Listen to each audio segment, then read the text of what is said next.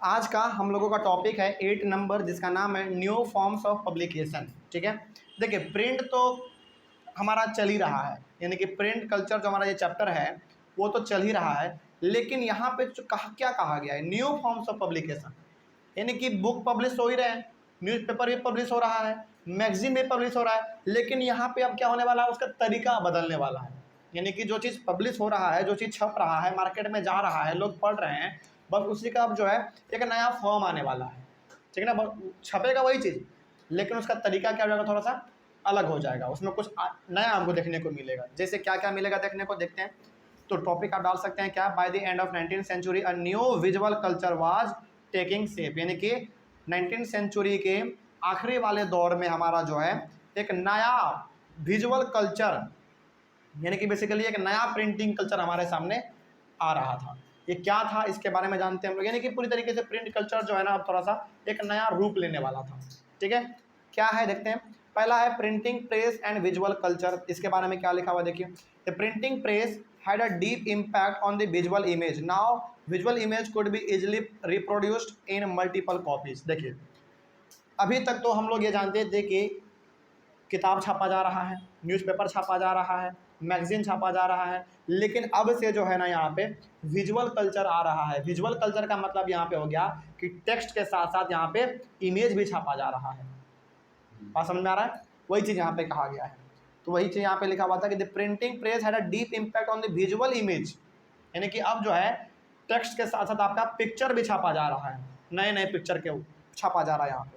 Now visual image could be easily reproduced in multiple copies, और चूंकि image छापा जा रहा है तो इमेज को भी कम समय में बड़े लेवल पे छापा जा रहा है, यानी कि कम समय में ज़्यादा इमेज को छाप दिया जा रहा है। ठीक है, वही चीज़ हमारा था पहले में। उसके बाद इमेज फॉर मास सर्कुलेशन, इसमें क्या लिखा हुआ देखो, painter like Raja Ravi Varma produced images for mass circulation.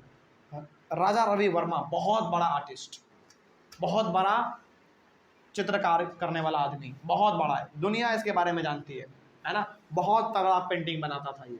ठीक है, इनका जो पेंटिंग होता था ना, मास सर्कुलेशन करता था, मतलब कि दुनिया दुनिया घूमता था इसका पेंटिंग, दुनिया दुनिया में इसका पेंटिंग जो है हमेशा वाहवाही में रहता था, यानी कि हर कोई इसके पेंटिंग को चाहता था। ठीक है, तो चूंकि ये इंडिया से बिलोंग करते थे तो इंडिया में इनका क्रेज और ज़्यादा था।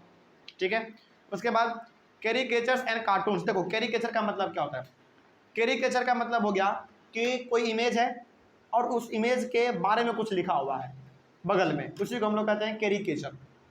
बात समझ में आ रही है। और कार्टून तो हमको मालूम ही है, कॉमिक्स हो गया हमारा, कार्टून जैसे डोरेमोन हो गया, निंजा हथौड़ी हो गया, पिकाचू वाला हो गया, शिनचैन वाला हो गया, ये सब क्या हमारा कार्टून है ना। क्या इसमें जो हमारा चलता रहता है, जो भी हमारा चल रहा है, मान लीजिए कार्टून, क्या उसके बगल में कुछ लिखा रहता है क्या? नहीं, वो तो खुद अपना बोलता है, तो वो गया हमारा कार्टून। लेकिन कैरिकेचर में जो है फिगर रहेगा बगल में, उसके बगल में कुछ लिखा हुआ रहेगा, उसको हम लोग कहते हैं कैरिकेचर। ठीक है, तो दोनों यहाँ पे कल्चर आ रहा है, कैरिकेचर वाला भी, यानी कि इमेज भी है, इमेज के बगल में लिखा हुआ है वो भी आ रहा है, और कार्टून वाला भी आ रहा है। ठीक है, by the 1870s caricatures and cartoons were being published in journals and newspapers, यानी कि 1817 से जो है हमारा न्यूज़पेपर में हो गया हमारा, फिर से जर्नल्स में हो गया, यानी कि मैगजीन हो गया, कॉमिक्स हो गया, इन सभी चीज़ों पे हमारा पूरी तरीके से कैरिकेचर और कार्टून दोनों चीज़ छापा जा रहा था, हर एक प्रकार के ऑडियंस के लिए, यानी कि जो जो पढ़ना चाहे वो पढ़ सकता था। ठीक है, आगे some of these made fun of the educated Indian and some openly criticise the imperial rule. इसके साथ ही साथ आप यहाँ पे ये भी समझ सकते हैं कि न्यूज़पेपर में, जर्नल्स में ये भी लिखा रहता था कि ईस्ट इंडिया कंपनी को किस प्रकार से क्रिटिसाइज किया जाए, मतलब कि वो हमारे लिए क्या कर रहे हैं, गलत काम यदि कर रहे हैं तो उसको किस प्रकार से नीचा दिखाया जाए, इसके बारे में भी यहाँ पे लिखा हुआ रहता था। बहुत बार पढ़े लिखे इंसानों के बारे में भी यहाँ पे लिखा हुआ होता था। मतलब कि देखो बेसिकली यहाँ पे कहने का मतलब क्या, यहाँ पे कहने का मतलब ये है, कार्टून के जरिए, कैरिकेचर के जरिए ये लोग अंग्रेज को नीचा दिखाना चाहते थे। जैसे आज न्यूज़पेपर में आप देखते होंगे कि नरेंद्र मोदी का कार्टून बन जाता है कि नहीं, विराट कोहली का कार्टून बन जाता है, न्यूज़पेपर में आप देखते होंगे। तो इसका मतलब क्या हुआ, इसका मतलब ये हो गया कि उसके बारे में वो बताना चाह रहा है एक फ़नी वे में, एक मजाकिया तौर पे बताना चाह रहा है ना, वही चीज़ यहाँ पे हो रहा था। तो ये भी चीज़ यहाँ पे हमारा पूरी तरीके से छा रहा था, अंग्रेजों को बुरा दिखाया जा रहा था कार्टून बना के उसका।